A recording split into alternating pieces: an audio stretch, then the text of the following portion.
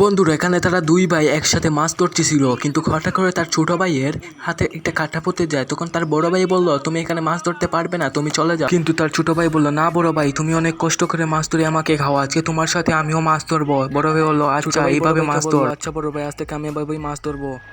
বড় ভাই ছোট ভাইকে বললো, আচ্ছা এখন অনেক মাছ হয়ে গেছে, এখন বাড়িতে চলে যাই, বাড়িতে গিয়ে রান্না বান্না করতে হবে। তাই তারা দুইজন চলে যেতে লাগলো। তখন তারা বাড়িতে গিয়ে রান্না বান্নার কাজ শুরু করে দিল। তখন তার বড় ভাই বললো, আচ্ছা ছোট ভাই, তুমি এখন রান্না করতে হবে না, আমি রান্না করে তোমার কাছে নিয়ে আসবো। তখন ছোট ভাই বললো, বড় ভাই বললো, আমার ছোট ভাইটা অনেক ভালো, তার জন্য সুস্বাদু খাবার রান্না করতে হবে। তখন তার বড় ভাই সুস্বাদু খাবার রান্না করার কাজে লেগে পড়লো। আচ্ছা ছোট্ট বন্ধুরা, যতক্ষণে তারা রান্না করছে তোমরা ততক্ষণে আমার ভিডিওটিতে লাইক এবং চ্যানেলটিকে সাবস্ক্রাইব করে দিও। আমি জানি আমাকে যারা ভালোবাসে তারা ভিডিওটিতে লাইক এবং চ্যানেলটি সাবস্ক্রাইব করে দিয়েছে। যারা করে দিয়েছো তাদেরকে ধন্যবাদ। রান্না করা হয়ে গেলে তার বড় ভাই তার ছোট ভাইয়ের জন্য খাবার নিয়ে চলে যায়। তখন তারা দুইজন মজা করেই খেতে লাগলো।